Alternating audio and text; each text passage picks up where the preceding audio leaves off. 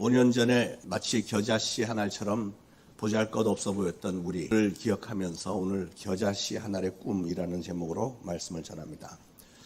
오래전에 미국 초창기 1637년에 존이라는 30세 젊은 청교도 목사가 신대륙의 꿈을 품고 미국 땅을 밟았습니다. 이 땅에서 새로운 인생을 펼치면서 살아보리라. 소위 아메리칸 드림을 품고 미국 땅에 도착을 했는데 1년도 되지 않아서 폐결핵 진단을 받습니다. 그 당시만 해도 폐결핵은 아주 심각한 질병이었기 때문에 그는 이제 자신이 죽는다는 것을 깨닫고 임종 직전에 그 도시에 새롭게 시작됐던 뉴타운 칼리지라고 하는 대학에 자기의 유일한 재산이었던 책 300권을 기증하면서 자신의 유언과 같은 편지를 첨부를 했습니다. 그 편지 내용이 나는 이 땅에 꿈을 안고 찾아왔습니다. 나는 신학과 법률과 과학을 공부하고 싶었습니다.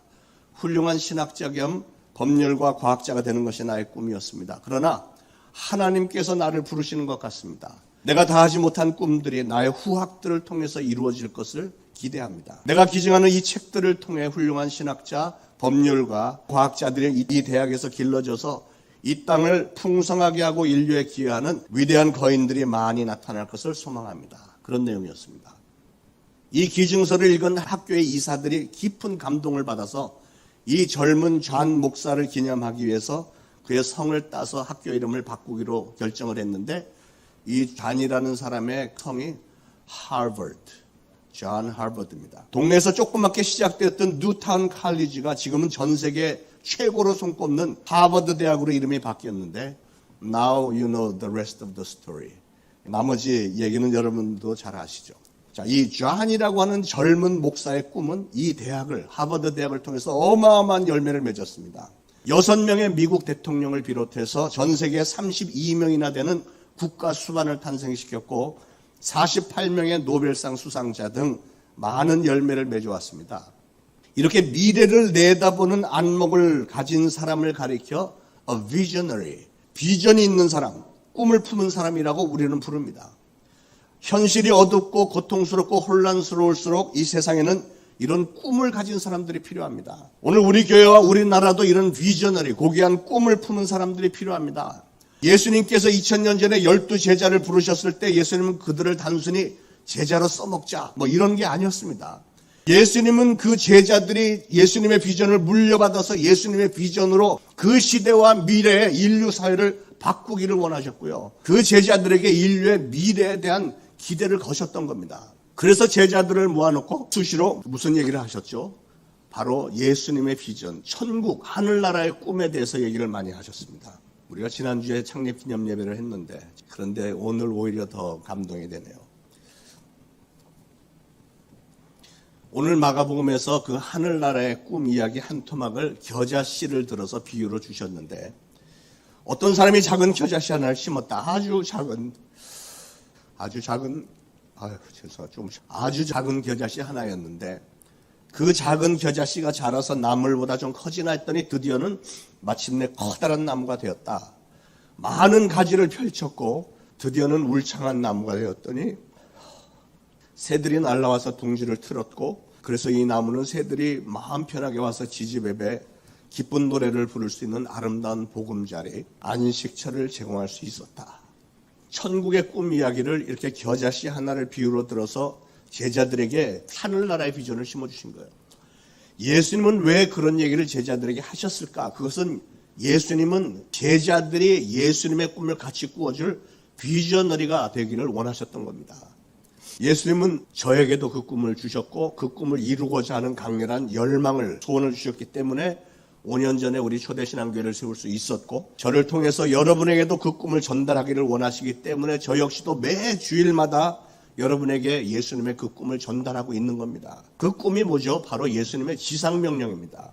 먼저는 우리 성도님 여러분들 모두가 다 천국에 들어갈 수 있도록 복음을 여러분들에게 전하고 한 걸음 더 나가서는 이 지역사회와 땅끝까지 이르러 모든 민족, 모든 족속들에게 복음을 전하고 전도와 선교의 열매를 많이 맺어서 장차 주님 앞에 서는 그날에 많은 칭찬도 듣고 상급도 받게 되기를 바라는 그런 꿈입니다. 제가 매주 여러분에게 드리는 설교의 골자가 항상 그거잖아요. 매년 현수막에 들어가는 단어가 열매입니다. 눈치들 채셨나요? 사랑하는 여러분, 예수님은 저와 여러분을 향해서 오늘 어떤 꿈을 품고 계실까요? 우리가 어떻게 하면 광야와도 같은 이 어두운 세상에서 우리 주님께서 진정으로 기대하시는 진정한 비저너리가 될 수 있을까요? 오늘 예수님의 그 간절한 꿈을 발견하게 되기를 바랍니다. 첫 번째로 예수님께서 하필이면 그 조그만 겨자씨를 들어서 비유를 주셨던 이유가 무엇일까?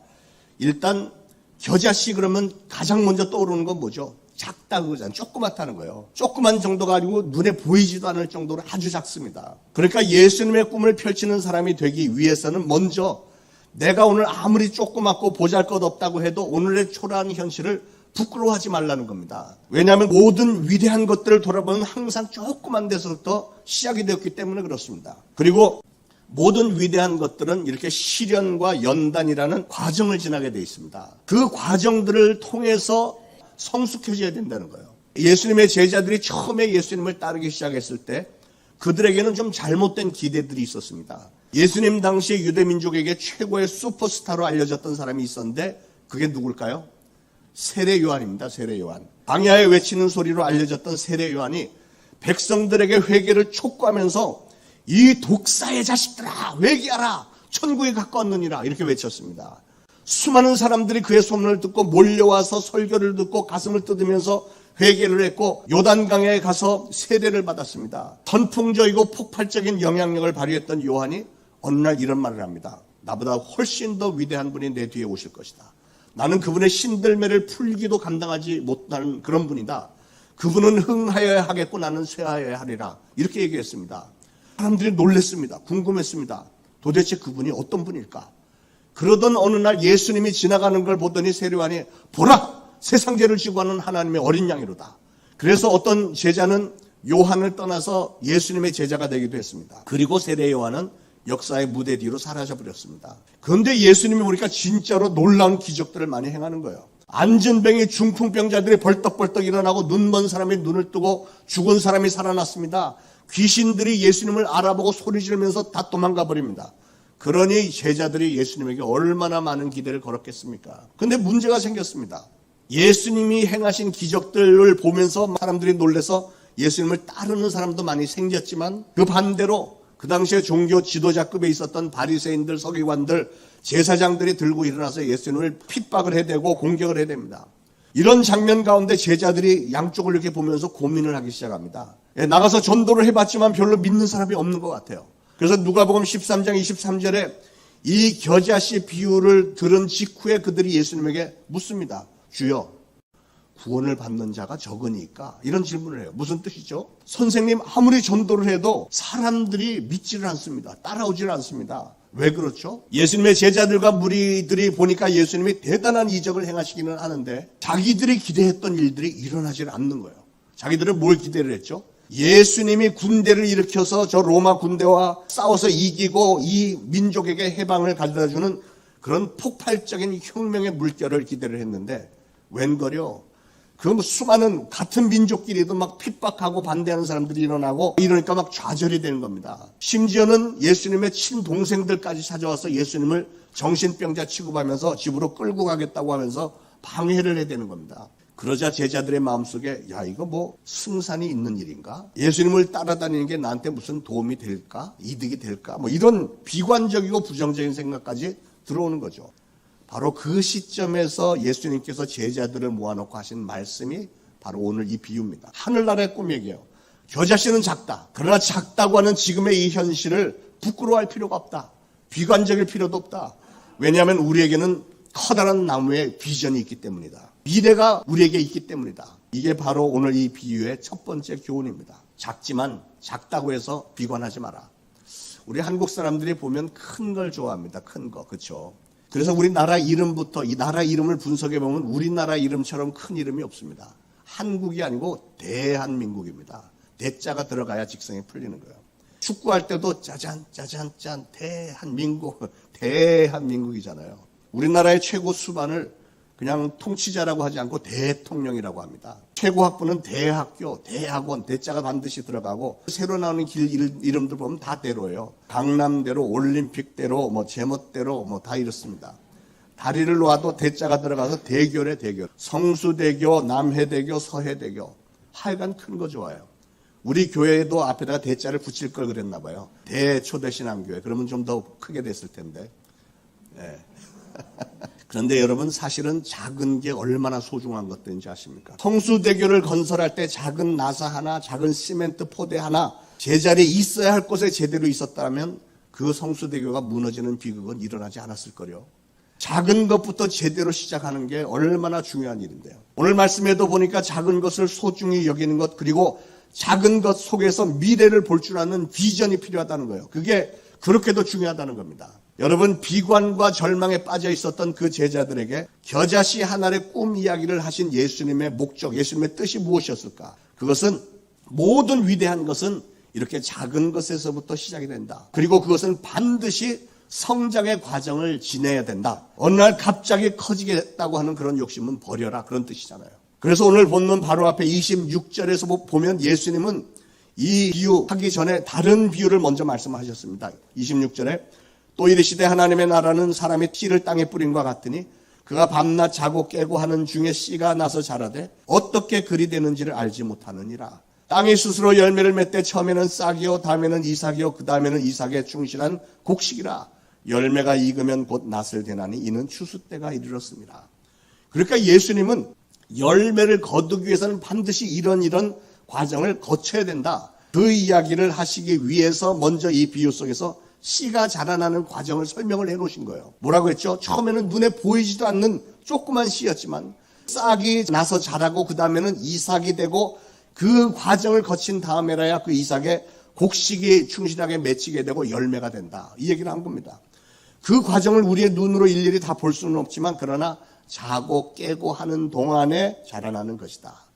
그러니까 우리가 일일이 다 모르지만 그 과정 속에서 우리가 점점 세월이 지나면서 성장을 하게 돼 있다는 거예요. 근데 여러분, 많은 사람들이 그 과정은 좀 건너뛰고 그냥 한순간에 부자가 되기를 원하죠. 한순간에 좋은 학위를 따기를 원하고 한순간에 높은 자리에 올라가기 원하고 교회도 한순간에 막 한 몇천 명씩 몰려오기를 꿈을 꾸는 그런 헛된 마음들이 있습니다.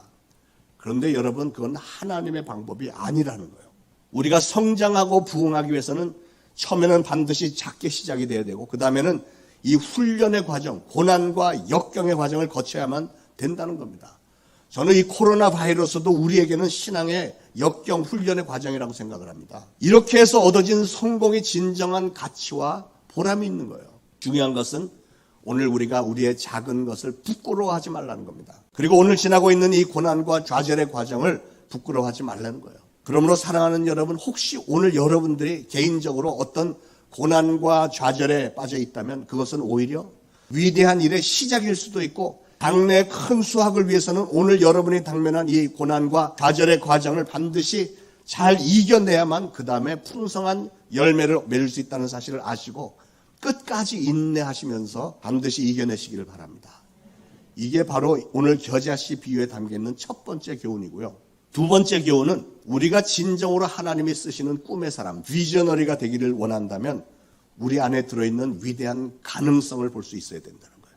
여러분, 모래알도 작고 먼지도 작고 한데 왜 예수님은 모래알이나 먼지로 비유를 하지 않고 겨자씨를 들어서 말씀을 하셨을까요? 겨자씨와 모래나 먼지의 차이점이 뭐죠?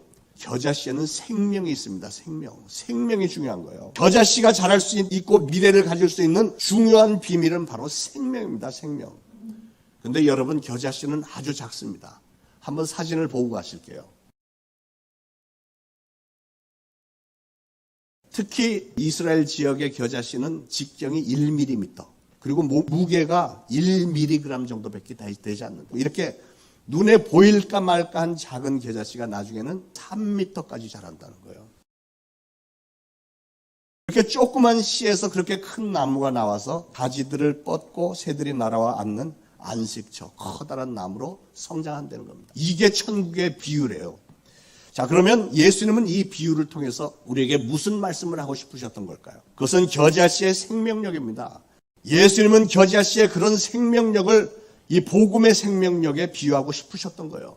복음도 처음에는 아주 조그만 겨자씨처럼 보잘것없어 보이지만 마침내는 어마어마한 천국을 우리에게 주신다는 겁니다. 제자들은 예수님을 따르면서 자기들이 기대했던 그 혁명의 조짐이 보이지를 않으니까 종종 실망을 했습니다. 이렇게 따라다녀봐야 별 수 없겠구나. 암만 저렇게 이적을 베풀면 뭐 하겠나. 로마 군대는 아직도 저렇게 건재한데 그렇다고 나한테 떨어지는 부스러기도 없잖아. 뭐 이런 절망감 가운데 있었다는 거죠. 제자들 중에 그런 생각이 있었던 것 같고 가룟 유다는 분명히 그렇게 생각했기 때문에 예수님을 팔아넘긴 거 아니겠습니까?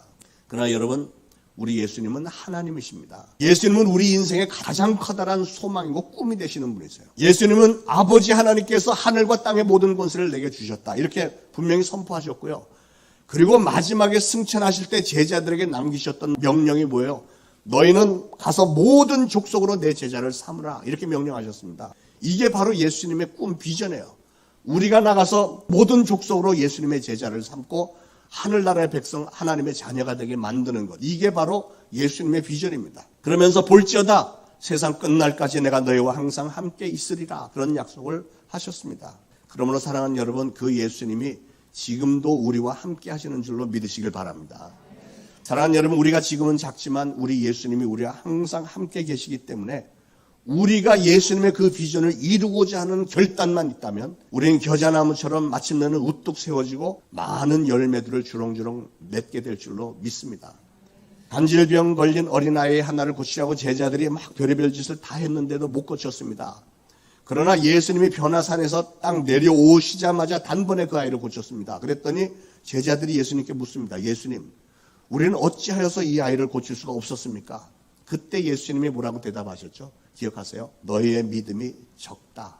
너희가 믿음이 없구나 이러질 않고 너의 믿음이 작다 그랬어요. 그러면서 무슨 말씀하셨어요? 너희에게 겨자씨만한 믿음만 있다면 이 산을 명하여 저리로 옮겨라 하여도 옮길 것이요. 그랬어요. 그러니까 제자들에게 겨자씨만한 믿음도 없었기 때문에 너무 조그맸기 때문에 그런 믿음, 관질병 걸린 아이 하나 고칠 수 있는 능력이 없었다는 거죠. 사랑하는 여러분, 오늘 예수님은 우리가 예수님을 향해 더 커다란 믿음을 소유하기를 원하십니다. 내 인생 지금은 겨자씨처럼 작고 보이지도 않지만 예수님, 내 힘으로는 불가능하지만 우리 예수님이 저와 함께 하시면 이 모든 일을 감당할 수 있겠습니다. 제가 주님을 신뢰합니다. 저도 열매를 많이 맺을 수 있게 도와주세요. 예. 이런 믿음을 우리 예수님은 기대를 하시는 거예요. 그런 믿음으로 미래의 가능성을 보는 눈이 활짝 열리기를 축원을 드립니다. 예수님께서 이렇게 조그만 겨자씨를 들어서 비유를 주신 이유 세 번째는 겨자나무가 무성해지니까 새들이 와서 깃들였던 것처럼 우리의 성장이 우리 이웃들에게 그렇게 축복이 될 것이다라는 꿈을 꾸라는 거예요. 나 한 사람으로 인해서 나는 지금 작지만 내가 잘 성장을 하면 우리 교회가 그렇게 성장을 하면 내 이웃 마침내는 땅끝까지 가서 모든 인류에게 도움을 줄 수 있는 그런 겨자나무로 자랄 것이다 라는 꿈을 품으라는 겁니다. 사랑하는 여러분, 하나님은 우리 교회를 부흥시키려는 꿈이 있으십니다. 우리가 지금은 작지만 반드시 우리는 성장하고 부흥할 줄로 믿습니다. 그런데 중요한 것은 여러분은 우리가 그렇게 성장을 하면 어떤 일을 하시겠습니까? 이게 중요해요. 하나님의 뜻에 합당한 목적이 우리에게 있어야만 하나님께서 우리를 축복하실 이유가 되지 않겠습니까? 우리가 오늘의 성장 과정을 잘 마치고 부흥이 되면 우리는 우리의 이웃들, 즉 이 지역사회와 우리 민족과 다른 민족들에게까지 하나님의 구원의 은혜와 축복과 하늘의 상급을 나누어주는 교회와 그리고 우리가 그런 민족이 될 것을 저는 꿈을 꿉니다. 바로 이 꿈, 이 비전이 우리에게 있어야 되는 거예요. 이것이 오늘 우리에게 주시는 겨자씨 하나의 꿈입니다. 우리 초대신앙교회가 5주년에 다시금 품어야 될 꿈이 바로 이 꿈이라고 믿습니다. 하나님께서 극진히 사랑하시는 이 땅의 모든 인생들에게 영원한 안식처 천국의 꿈을 심어주고 축복을 나눠주는 인생의 열매들을 맺으라. 저는 이것이 오늘 우리에게 기대하시는 주님의 꿈, 즉 겨자씨 하나의 꿈인 줄로 믿습니다. 이것이 바로 우리 기독교의 성공관입니다. 우리 기독교의 성공관과 세상적인 성공관이 어떻게 다를까요? 세상적인 성공관은 주로 이거죠. 내가 열심히 살아서 나와 내 가족들 잘 먹고 잘 사는 거. 그러나 기독교인의 성공관은 하나님이 나에게 보시는 축복을 내 가족들뿐 아니라 내 이웃들, 땅끝까지 가서 전달해주는 이런 걸 하라는 거잖아요. 사랑하는 여러분, 바로 이런 꿈을 저와 함께 꾸어주시길 바랍니다. 우리가 자랄 때 부모님들이 이런 말씀을 많이 하셨어요. 야, 공부 좀 해라. 공부해서 남 주냐? 그때는 그게 당연한 말씀으로 생각이 들었는데 지금 생각해보니까 그게 틀린 말인 거예요. 여러분, 배워서 남 주는 게 옳죠. 배워서 여러분 혼자 다 가질 거예요. 우리가 공부하는 가장 중요한 목적이 어디 있습니까? 공부 많이 해서 지식을 얻어서 그 지식으로 나 혼자서 잘 먹고 잘 사는 거예요? 아니죠. 내가 얻은 지식으로 나의 이웃들을 섬기고 시대를 섬기고 지역사회와 우리 나라와 민족과 온 인류를 섬기는 게 이게 옳은 일 아닙니까? 다시 말해서 남 주기 위해서 배우는 거예요. 벌어서 남 주냐? 예, 맞습니다. 벌어서 남 주기 위해서 우리 버는 거예요. 그게 우리 기독교인의 성공관이 돼야 됩니다. 우리 한국 사회의 비극 중에 하나는 우리 한국에는 깨끗한 부자가 그렇게 많지 않다는 사실이에요. 요즘 뉴스 보세요. 털어서 먼지 안 나는 재벌 흔하지 않고 먼지 안 나는 정치인 흔하지 않습니다. 청문회 할 때마다 통탄할 지경이잖아요. 뒷전에서 이기적이고 부도덕하고 불법적인 일들을 행하지 않는 사람이 거의 없는 것 같아요. 정권을 잡고 나면 그 사람들이 1, 2년 후에 보면 10억, 20억씩 다 부를 축적하고 있고 말이죠. 정말 얼마나 징글징글 맞아요. 미국이나 유럽의 기독교인들 중에는 깨끗한 부자들이 참 많습니다. 정말 성실하게 열심히 잘 일해서 정직하게 벌고, 그래서 웬만큼 벌면은 그걸 물론 교회도 헌금을 하지만 자선 재단을 만들어서 이웃에 나눠주고 선교지에 막 나눠주고 그러면서 인생을 마무리 짓는 사람들 미국에서 전 많이 봤어요. 얼마나 멋있습니까? 그런데 그 사람들이 왜 그렇게 할까? 그들은 기독교 신앙의 뿌리 깊게 여기 담겨 있어서 하늘의 상급이 분명히 있다는 사실을 믿기 때문에 그런 겁니다. 이게 진정한 기독교인의 성공관 아니겠습니까? 그런 가치관이 없었던 우리나라 역사 속에는, 그리고 지금도 대다수의 부자들의 마음속에는 배워서 남주냐, 배워서 자기 챙기고 벌어서 남주냐, 안 준다는 거예요. 이런 이의적인 말들에 옛날부터 세뇌가 되어서 그런지 무슨 방법을 동원해서라도 부를 축적하는 일에만 혈안이 돼 있는 모습들이 너무 많고요. 그렇게 부당한 방법으로 재물을 축적한 이후에는 그 다음에 나타나는 현상이 갑질이 나야 되면서 자기와 자기 자손들을 위해서만 쓰는 풍조가 너무 만연해져 있는 것 같아서 제 마음이 많이 슬픕니다. 이웃을 위해서 사용할 줄 모르는 사람들 얼마나 많습니까? 저는 우리 초대신앙교회 성도님들 중에는, 아니 여러분 모두가 다 이런 멋있고 깨끗한 부자들이 많이 나오기를 축원을 드립니다. 여러분 정말 정직하게 땀을 흘려서 성실하게 정상적인 지혜와 노동의 대가로 또 하나님의 축복으로 부를 얻어서 나와 내 자손들만이 아닌 내 이웃들과 하나님의 나라와 그리고 선교지에 정말 우리의 도움을 필요로 하는 사람들이 굉장히 많아요. 지금도 필리핀의 수많은 분들이 그 페이스 메신저로 와서 좀 도와달라고 막 이렇게 계속 들어오는데 마음이 많이 아파요. 얼마나 힘들면 잘 알지도 못하는 사람들이 이렇게 연락들이 옵니다. 우리의 도움을 필요로 하는 사람들이 굉장히 많아요. 그래서 우리는 정말 우리 예수님의 명령대로 땅끝까지 이르러 예수님의 증인이 되면서 그들을 전부 이끌고 천국문을 향할 수 있는 그런 교회, 그런 성도님들 되시기를 축원합니다. 여러분이 흘린 땀이 이웃들에게 커다란 축복이 되고 선한 아름다움이 되고 그런 일들을 통해서 하나님께 많은 영광을 돌리는 위대한 신앙인, 위대한 겨자나무가 되는 것, 그런 비전을 가진 성도님들이 다 되시기를 축원합니다. 미국의 제16대 대통령 아브라함 링컨이 청소년 시절에 어떤 가게에서 점원으로 일할 때 어떤 손님이 와서 물건을 사갔는데 계산을 해보니까 자기가 10센트를 덜 돌려준 걸 알게 됐다는 거예요. 그 당시 10센트라면 지금으로는 한 5,000원, 10,000원 정도 되겠죠. 그래서 이튿날 날이 새기가 무섭게 3마일, 그러니까 한 4.5km 떨어진 그 손님 집으로 찾아가서 그걸 돌려주고 왔답니다. 그랬더니 사람들이 칭찬을 막 해대는 거예요. 링컨을. 이야, 정말 저렇게 정직한 청소년이 막 그랬더니 링컨이 저는 왜 그런 일로 칭찬을 받아야 되는지 이해를 못하겠습니다. 당연한 일 한 것뿐인데요. 그러면서 그가 했던 말이, 저는 나중에 당연히 해야 할 일 이상의 일을 함으로 칭찬을 받는 사람이 되고 싶습니다. 이런 얘기를 했습니다. 드디어 링컨이 공부 열심히 해갖고 변호사가 되고 나서 제일 먼저 한 일이 뭔지 아세요? 마을에 억울한 일을 당하고도 너무 가난해서 소송도 못하는 사람을 보고 그 사람을 찾아가서 무료로 변론을 다 해줬답니다. 그리고 나서 그날 밤 일기장에 이렇게 기록을 남겼어요. 나는 오늘 청소년 시절에 하나님 앞에 약속했던 일, 그걸 처음으로 했다. 당연한 일 이상의 일을. 내 마음이 이렇게 기쁠 수 없다. 사랑하는 여러분, 바로 이런 일을 하라고 우리 하나님은 우리를 하나님의 자녀로 불러주셨다는 사실을 믿으시기 바랍니다. 아브라함 링컨은 정상적인 교육도 제대로 못 받았던 사람인데 이런 아름다운 비전이 어디서 왔을까? 그것은 자기의 어머니가 자기 손에 쥐어줬던 성경책, 바로 그 성경책 때문에 자기가 성공을 했다고 고백을 했습니다. 사랑하는 여러분, 모든 성도들을 향한 하나님의 기대가 무엇인지 아십니까? 믿음의 조상 아브라함을 부르셨을 때 하나님이 제일 먼저 하신 말씀이 뭐예요? 너는 복의 근원이 되리라. 축복하신 일을 하셨어요. 하나님은 우리를 축복하기를 원하세요. 그런데 여러분, 하나님이 왜 우리를 축복하기를 원하시는지 그 이유를 알아야 됩니다. 하나님이 아브라함을 축복하시면서 하나님의 기대를 말씀하신 것. 너는 복의 근원이 될지라. 복의 근원이 되라는 건 뭐예요? 내가 너를 축복을 했으면 너를 통해서 수많은 사람들이 축복을 받게 되는 통로가 되라고 얘기잖아요. 저는 여러분 모두가 다 여러분 주변 사람들을 위한 축복의 통로들이 되시기를 축원합니다. 내가 축복을 받고 다른 사람들까지도 축복을 받게 만드는 도구로 쓰임을 받는다.